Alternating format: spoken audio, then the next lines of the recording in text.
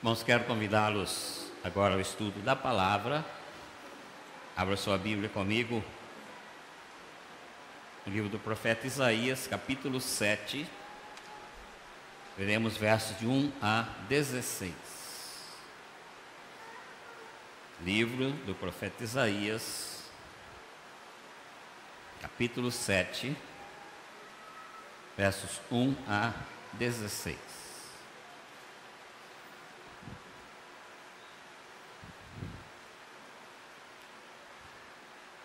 Diz assim a palavra do Senhor: profecia contra Israel e a Síria.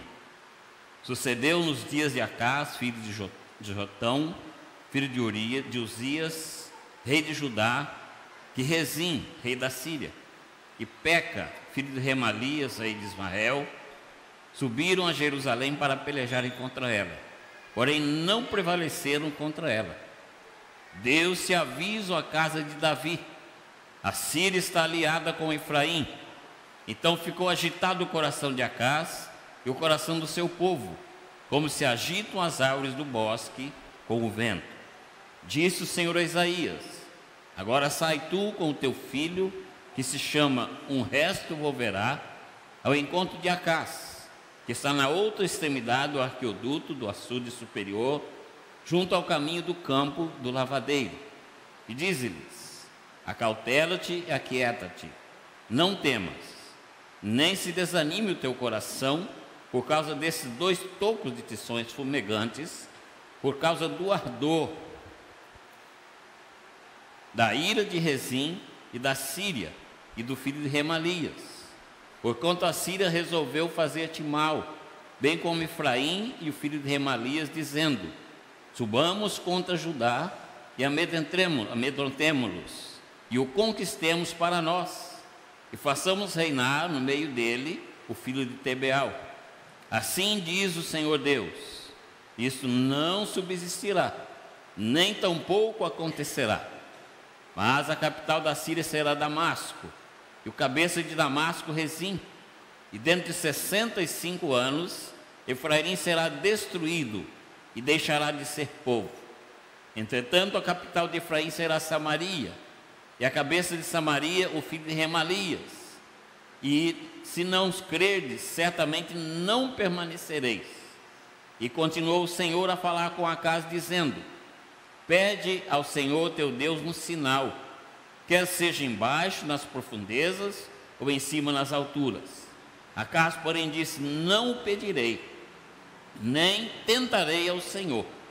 Então disse o profeta: ouvi agora, ó casa de Davi, acaso não vos basta fadigardes os homens, mas ainda fadigas também ao meu Deus?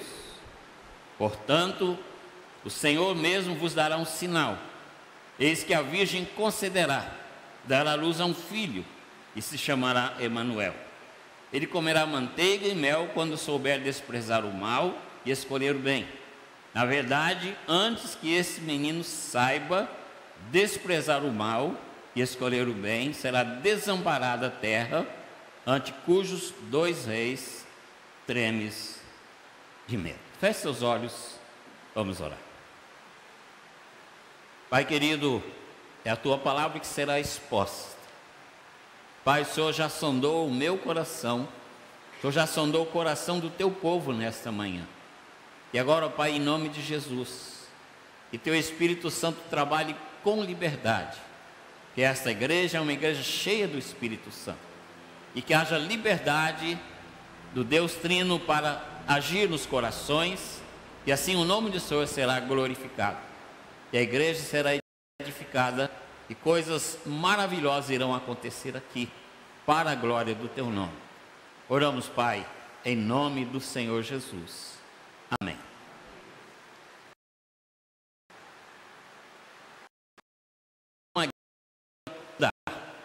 Como nós lemos no texto, Peca, rei de Israel, e Rezim, rei da Síria, fizeram uma aliança. E essa aliança é chamada de aliança sírio-efraimita. Com que objetivo? Eles cercaram Jerusalém, mas pelo poder de Deus não foram capazes de conquistar Jerusalém. Mas isso fez com que o povo ficasse aterrorizado.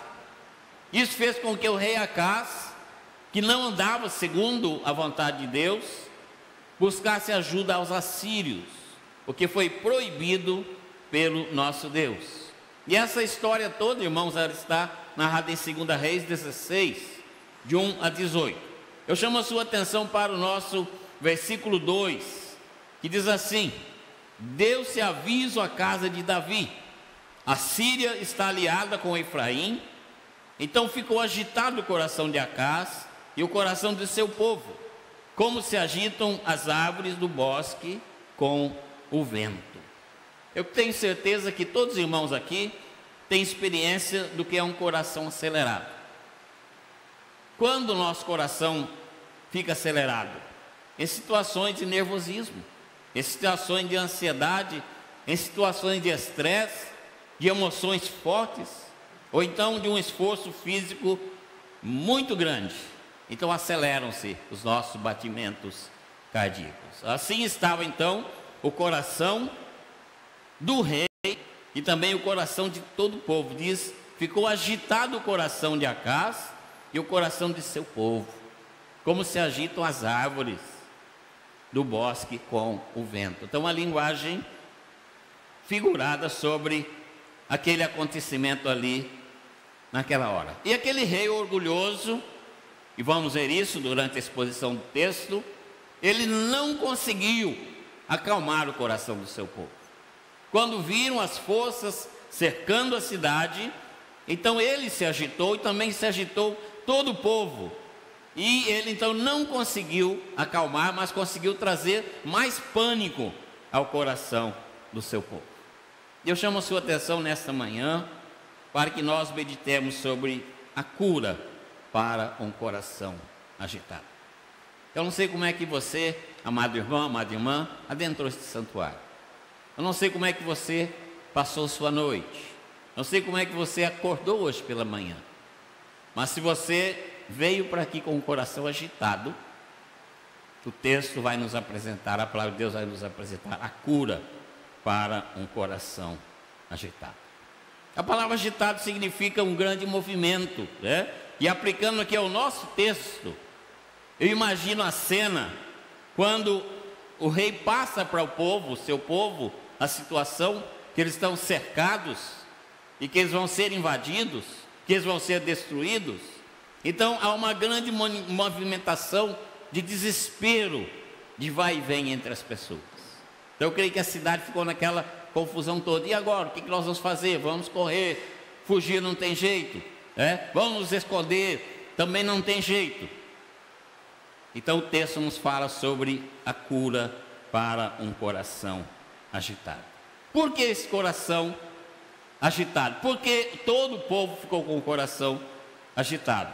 Versículos 1 e 2 diz assim: sucedeu nos dias de Acás, filho de Jotão, filho de Uzias, rei de Judá, e Rezim, rei da Síria, e Peca, filho de Remalias, rei de Israel, subiram a Jerusalém para pelejarem contra ela, porém não prevaleceram contra ela. Então, o que agitou qual o motivo da agitação daqueles corações? Eu coloquei como nosso primeiro tema aqui, agitado pela ameaça humana. A palavra dirigida à casa de Davi é um termo que substitui, o rei Davi, passando assim para toda a sua descendência. E sempre que se fala a casa de Davi, lembra-se a aliança firmada entre Deus e Davi, quando ele diz: vai sempre ter um servo fiel no meio de vocês. Sempre o renovo haverá. E eu estarei sempre com vocês nesse trono e nesses reinos que serão reinos eternos. Então duas nações se juntam, faz uma aliança para atacar Judá. Então o que aconteceu? Agitou todo mundo, ficou todo mundo com o coração agindo apavorado. E em outra ocasião já tinha acontecido isso também, narrado em 2 Crônicas 28:5, diz assim: pelo que o Senhor seu Deus o entregou na mão do rei dos assírios, os quais o derrotaram, e tomaram-lhe em cativeiro grande multidão de presos, que levaram para Damasco. Foi também entregue na mão do rei de Israel, o qual lhe afligiu grande derrota. Irmãos, o rei de Judá, Acás, um homem ímpio, fez aliança com a Síria, o que Deus proibiu que ele fizesse aliança com a Síria. E o intuito dessa aliança era que a Síria pudesse proteger a nação de Judá. Esse rei então demonstrou com isso que não confiava em Deus para proteger o seu reino. Então ele preferiu fazer aliança com um rei ímpio. E então os dois reis do texto citado se uniram para invadir Judá. E o que eles queriam fazer com Judá? Eles queriam conquistar Judá, dividir no meio, uma parte para um reino, outra parte para outro, e colocar ali um rei que eles pudessem manipular. Então para eles seria estratégico, e por isso então eles arquitetaram esse plano. Versículo 6 diz assim: subamos contra Judá e amedrontemo-lo, e demos sobre ele, tomando para nós, deles, o filho de Tebeel. Tebeel quer dizer uma pessoa qualquer que vai estar lá só cumprindo aquilo que a gente está determinando. Então, queridos, um coração agitado pela ameaça, seja ela qualquer que seja, ele é desafiado a confiar no Senhor. Por isso, se você, amado irmão, amada irmã, entrou nesse santuário com seu coração agitado, não sei qual o problema, não sei se é uma ameaça humana, não sei se é uma ameaça de saúde, qualquer tipo de ameaça, que o seu coração está agitado, eu chamo você a confiar no Senhor. É o que o texto nos dá logo a seguir. Dos versos 3 a 9, o profeta chama não apenas o rei Acás, mas ele chama toda a nação a confiar no Senhor. Então diz assim, versículos 3 e 4: disse o Senhor a Isaías: agora sai com teu filho, que se chama um resto volverá, ao encontro de Acás, que está na outra extremidade do arqueoduto do açude superior, junto ao caminho do campo do lavadeiro, e diz-lhe: acautela-te e aquieta-te, não temas, nem se desanime o teu coração, por causa desses dois tocos de tições fumegantes, por causa do ardor da ira de Rezim e da Síria e do filho de Remalias. Quer dizer, estava aí agora o Senhor falando através do profeta, trazendo para eles uma mensagem de confiança, desafiando a confiar no Senhor, não a confiar no exército da Síria, não a confiar no rei da Síria, mas a confiar no Senhor. Então é esse grande desafio. Por quê? Porque o Senhor Deus prometeu na aliança proteger o seu povo. E nós sabemos então, queridos, que esse desafio é lançado através do profeta Isaías. Que missão difícil, irmãos, do profeta. Chegar ali, diante daquele rei, e diante de toda aquela agitação que estava acontecendo, e trazer a palavra do Senhor. Diz que o rei estava fazendo uma inspeção, já que Judá ia ser invadido, então ele estava olhando como é que estava o sistema, hidráulico da cidade, se não ia faltar água. Então ele estava fiscalizando, quando então o profeta chegou até ele, trazendo seu filho, o nome do filho dele, o texto diz, que o nome do filho dele era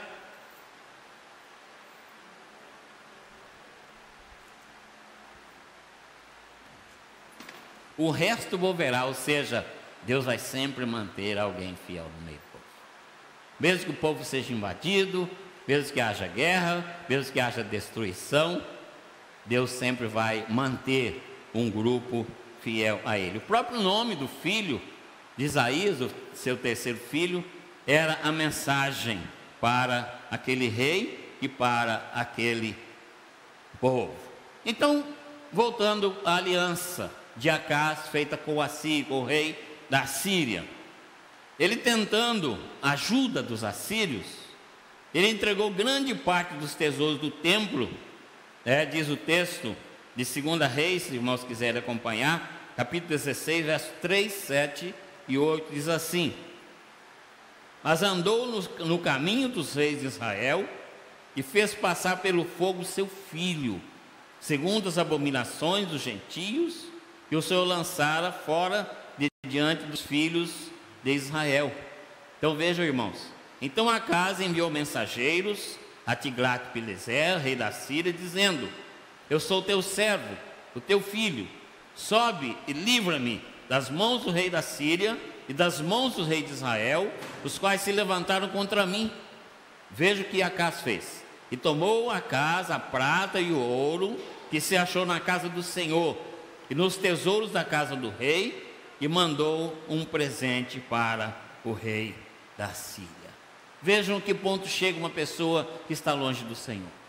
Ele tomou aquilo que foi juntado pelos grandes reis de Israel, aquele grande tesouro, o que havia dentro do templo, e mandou de presente para o rei da Síria, para agradá-lo. E diz o texto que até sacrificou um dos seus filhos a um deus pagão, no rito do paganismo. Isso significa o quê? Que ele ignorou o recado do Senhor através de Isaías. Ele ignorou, não quis saber daquele recado. Ele estava sendo chamado por Isaías, Deus usando Isaías para que rompesse a sua aliança com a Síria e confiasse somente no Senhor, que o Senhor ia livrá-los. Mas ele não quis de maneira alguma, porque ele confiava nele mesmo e na sua própria agilidade ou habilidade ou inteligência. Então Isaías estava falando: vai acontecer isso, mas aqui está o meu filho com o nome dele para provar que Deus vai manter sempre um resto de povo especial.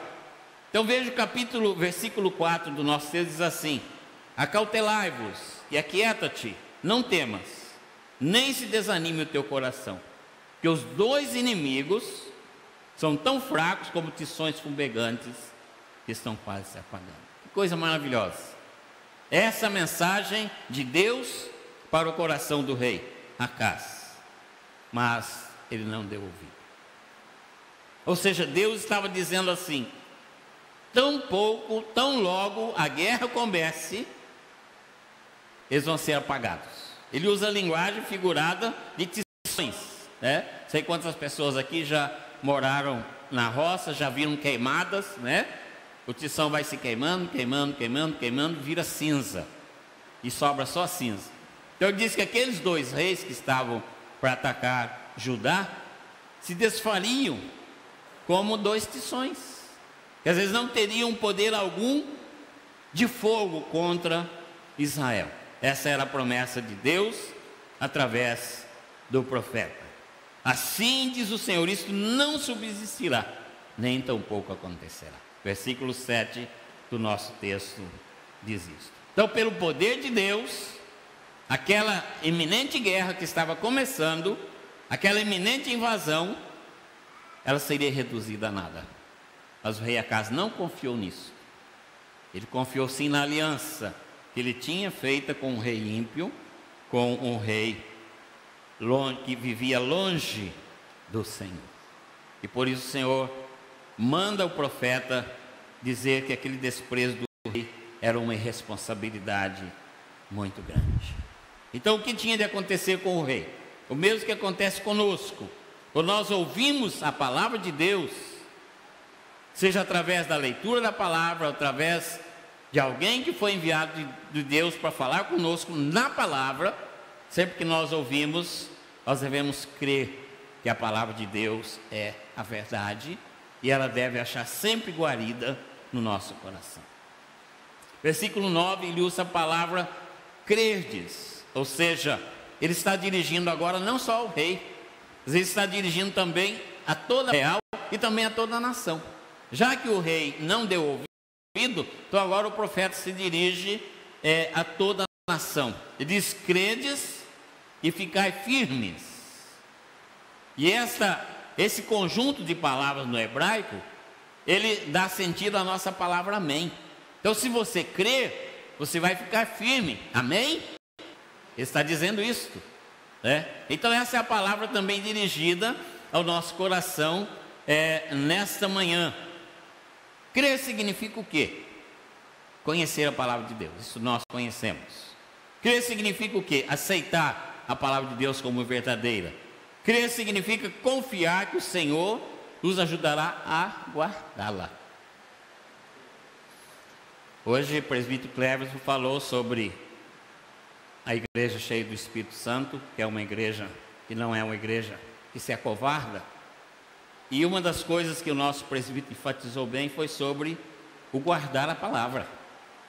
Não apenas ouvir a palavra, não apenas conhecer a palavra, mas deixar a palavra fazer morada e transformações na nossa vida. Ao invés de nos conformarmos com esse mundo, nós sermos transformados pelo poder da palavra.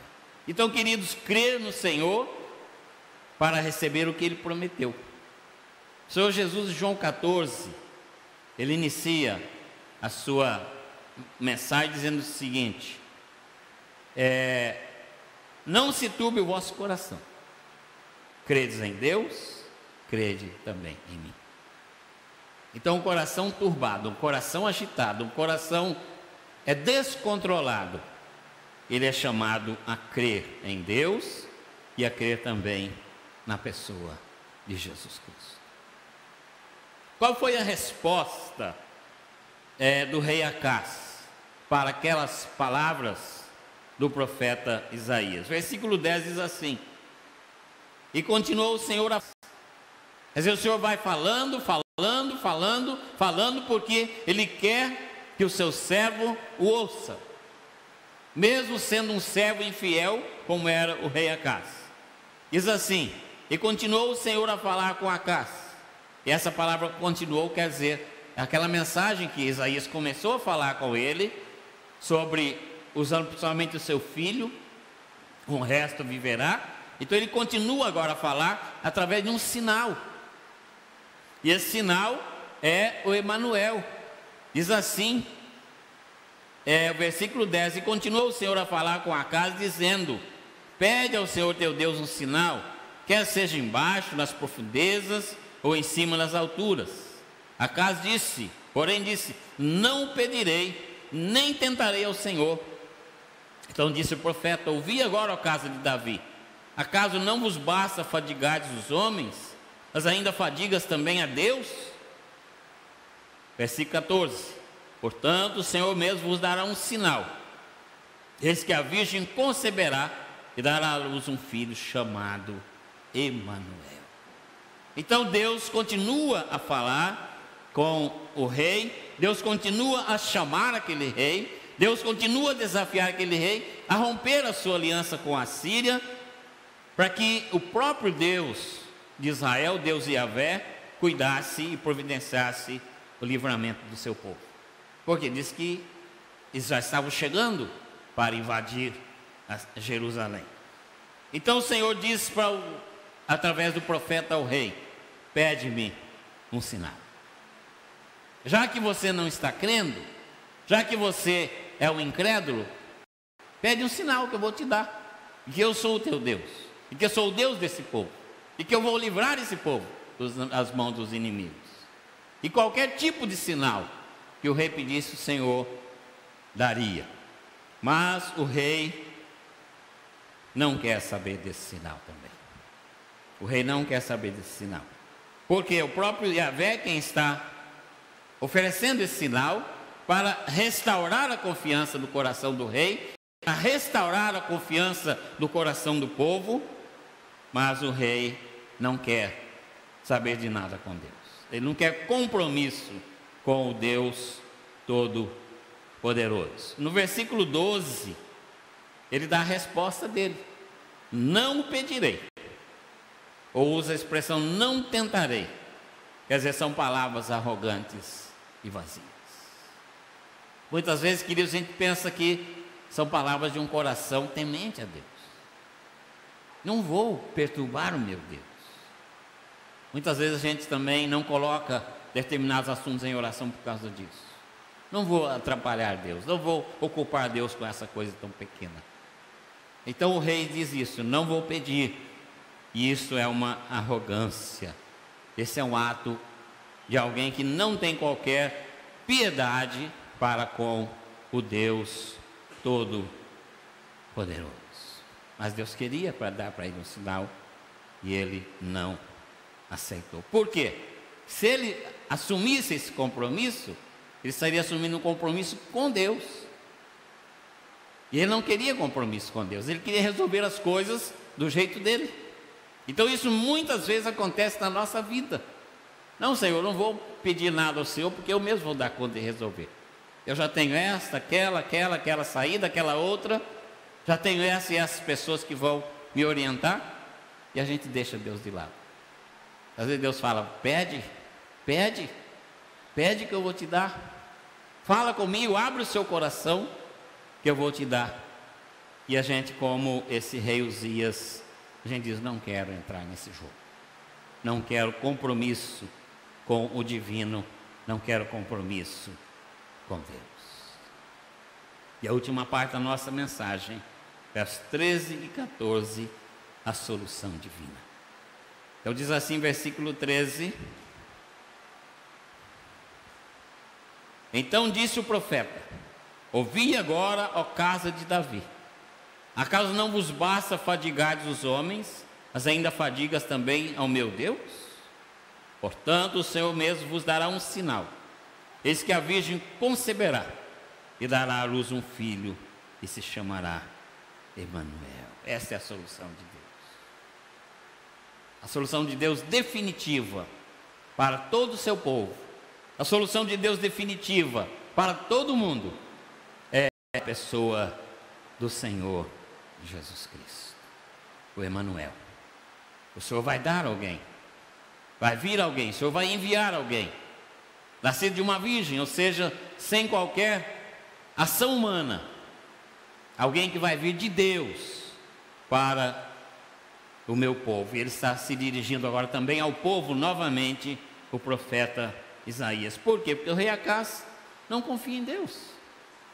Ele não quer compromisso com Deus, ele não quer ouvir, ele não quer receber um sinal de Deus. Então novamente o profeta vira as costas para o rei e começa a falar.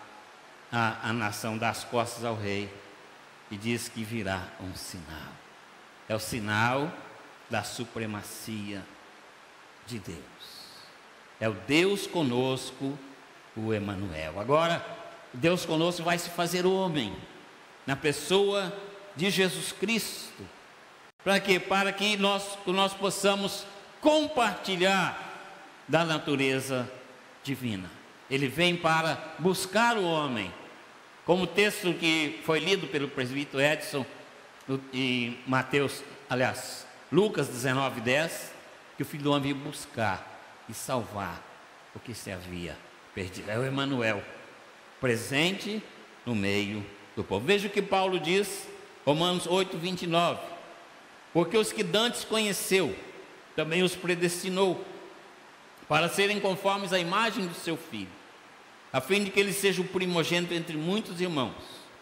E agora João diz assim: amados, agora somos filhos de Deus, ainda não é manifesto o que havemos de ser, mas sabemos que quando ele se manifestar, seremos semelhantes a ele, porque assim o vemos como ele é.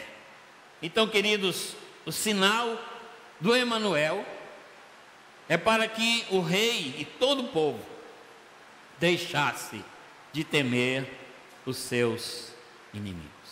Então, aquele nascimento todo especial, nascimento virginal do Senhor Jesus, é para que ele pudesse expiar todos os nossos pecados. E o Emanuel, o Deus presente, o Deus conosco, ele está presente agora na nossa vida, para poder expiar os nossos pecados, para poder compadecer-se de nós. Veja o que diz a carta aos Hebreus, capítulo 4, versos 14 e 15. Tendo, portanto, um grande sumo sacerdote, Jesus, Filho de Deus, que penetrou os céus, retenhamos firmemente a nossa confissão, que não temos um sumo sacerdote que não possa compadecer-se das nossas fraquezas, porém um que, como nós, em tudo foi tentado, mas sem pecado. Portanto, queridos, esse Emanuel prometido lá na época do rei Acás, a profecia se cumpriu na pessoa do Senhor Jesus Cristo. E ele, como Filho de Deus, ele tem poder na nossa vida para nos libertar da escravidão do pecado e do poder de Satanás. O rei Acás estava debaixo da escravidão do pecado, porque ele não servia a Deus. O rei Acás estava debaixo do poder de Satanás, que ele estava preso a uma aliança com um rei ímpio. E Jesus vem então para trazer libertação. Veja Atos capítulo 26, verso 18, diz assim: para lhe abrir os olhos, a fim de se convertam das trevas à luz e do poder de Satanás a Deus, para que recebam remissão de pecados e herança entre aqueles que são santificados pela fé em mim. Esse Emanuel, Deus presente, Deus conosco, é o nosso sumo sacerdote que está a interceder por nós. Todos aqueles que se aproximam de Deus, através dele, são recebidos pelo Pai Celestial. Romanos 8,34, Paulo diz assim: quem os condenará? Foi Cristo Jesus quem morreu, e mais, ele ressuscitou dentre os mortos, está à direita de Deus, e também intercede a nosso favor. E Paulo continua: que diremos, pois, a essas coisas? Se Deus é por nós, quem será contra nós? Se você entrou aqui nesse santuário, como eu já disse, ou acordou, ou teve uma noite com o coração agitado, eu quero te chamar agora a se curvar diante do Senhor, porque só o Emanuel, Deus presente, pode curar um coração agitado.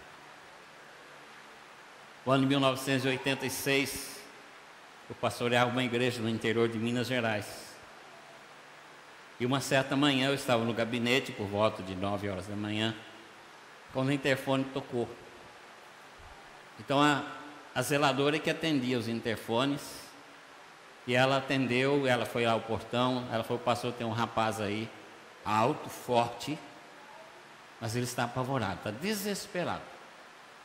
E ele falou que precisa falar com urgência com o Senhor. E ele está bêbado, ele está muito agitado, o senhor vai atender? Eu falei: vou, em nome de Jesus, vou atender. Então ela trouxe aquele rapaz alto, forte, né, já cambaleando. Eu ajudei ele a subir a escada, o degrau, para entrar no gabinete.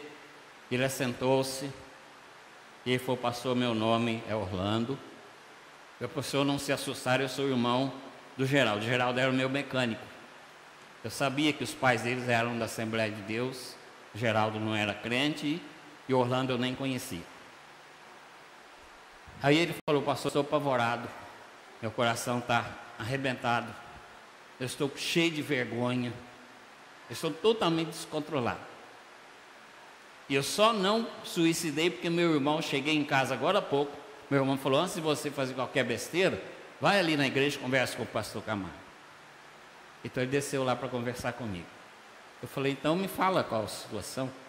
Eu sentei bem na frente dele. E ele falou: olha, é o seguinte. Eu falei: eu sei. Eu sentia o cheirinho, né, da bebida. Ele falou: eu fumo. Eu falei: também senti a catinha do cigarro. Ele falou: e eu sou um drogado. Eu falei: seu olho está vermelho. Realmente. Ele falou: e o pior de tudo é que eu fui despedido do meu emprego agora, nesse momento. Meu patrão descobriu que eu estava mexendo com drogas e ele me mandou embora, e com toda a razão. Ele falou: eu vou causar uma tristeza muito grande para os meus pais. E eu prefiro morrer do que causar essa tristeza. Eu falei: eu posso te ajudar em quê? Ele falou: não sei, meu irmão me mandou aqui porque o senhor pode me ajudar em alguma coisa. Eu falei, olha, Orlando, eu tenho duas saídas para você então. A primeira é suicidar, porque sua vida não está valendo nada. Como você falou, não está valendo nada mesmo. Eu falei, a segunda, eu posso te apresentar alguém que pode resolver o seu problema, que se chama Jesus Cristo. Aí ele arregalou o olho e falou, me fala desse Jesus aí. É melhor que suicidar, não é? Eu falei, claro, muito melhor. Aí eu apresentei para ele um plano de salvação, muito breve, muito rápido, porque ele estava naquela situação tão difícil. E quando eu terminei de expor a palavra, ele, em lágrimas, ele falou, eu quero Jesus. Eu quero Jesus. Eu preciso dessa cura. Eu falei, então vamos orar. Eu vou fazer uma oração, depois você ora comigo. E eu orei, pedindo ao Senhor que tivesse misericórdia daquela vida. E pedi ao Senhor que envolvesse aquele coração que estava agitado, perturbado, dilacerado, destruído. Clamei a misericórdia do Senhor. Depois eu o conduzi numa oração, entregando o seu coração a Jesus. Falei com Deus junto com ele, falei, olha, ele está cansado, ele está desesperado, não tem mais solução, e só o Senhor é a solução. E quando nós terminamos de orar, eu pude ver o milagre de Deus. Aquele rapaz não estava mais bêbado, ele não estava mais tatingando bebida, nem cigarro, e os olhos dele estavam normais. Ele estava totalmente curado. Deus fez um milagre ali naquela hora, por causa da necessidade daquela vida, primeiro, claro, pela vontade de Deus. A vontade de Deus foi soberana, ele realizou. E ele ficou muito feliz, falou, pastor, eu estou muito bem agora, não estou sentindo mais efeito de nada, nem na bebida, nem da droga, nem do álcool. Falei, eu sei disso. Falei, seu fisionomia mudou, você está totalmente diferente. Eu falei, agora vamos tentar resolver o seu problema de emprego. Ele era tipógrafo. Os irmãos mais antigos aqui devem lembrar do que era um tipógrafo, né? Quando ia escrever, fazer um jornal, era a pessoa que colocava as letrinhas na placa, era uma placa grande, né? Eu colocava as letrinhas para depois ir para a prensa para imprimir. Então ele era o tipógrafo, ele colocava as letrinhas, ele era o melhor que tinha na região.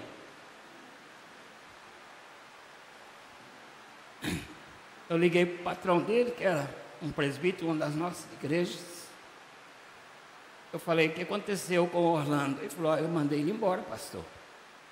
Ele estava mexendo com droga aqui dentro do jornal. Eu não podia ficar com ele. Como é que o senhor sabe disso? Eu falei, porque ele está aqui junto comigo no meu gabinete. Eu falei, ele acabou de aceitar Jesus agora. Ele falou, então manda ele de volta que eu preciso dele. Manda ele de volta. E ele voltou para o emprego. E alguns anos depois ele voltou para a casa dos pais, em uma outra cidade, e foi para o seminário, e foi ordenado, ou ungido, eu não sei como é que a Assembleia de Deus faz, né? Pastor. Hoje ele é pastor da igreja. Então, irmãos, se o coração está agitado, o Emanuel é a cura para o seu coração. Deus enviou o Emanuel para curar o seu coração e o meu coração. Desafio para um coração agitado, seja qual for a situação, é confiar no Senhor. Isaías chamou o rei a casa a confiar em Deus. Confia, Ele vai te livrar. Ele vai livrar o povo de Israel desses inimigos. Os inimigos não passam de tições queimados, fumegantes. Mas ele preferiu não confiar no Senhor Deus. O Deus só me pede um sinal, então. Ele também não quis sinal, porque ele queria fazer a sua vontade e não a vontade de Deus. O profeta diz, creia. Creia em Deus.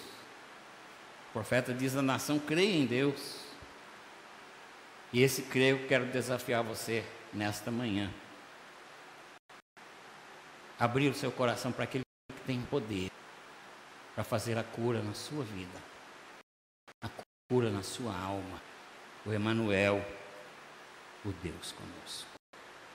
Aquele que pode livrar você da escravidão do pecado, libertar do domínio de Satanás. Como Orlando e milhares de almas, talvez você tenha uma experiência desse tipo também para contar. Só Ele restaura o coração agitado, o coração destruído, o coração que está com medo, o coração que está destroçado muitas vezes pela opressão, pelo príncipe desse mundo que é Satanás. Talvez no seu emprego ou no seu estudo, no seu colégio, na sua faculdade, talvez dentro da sua própria casa você está vivendo momentos assim, que te leva a ficar com o coração agitado. Eu quero te convidar nesta manhã, para que oremos juntos, porque o Deus Emanuel, o Deus conosco, vai agir na sua vida e vai restaurar a paz, vai trazer a cura para o seu coração.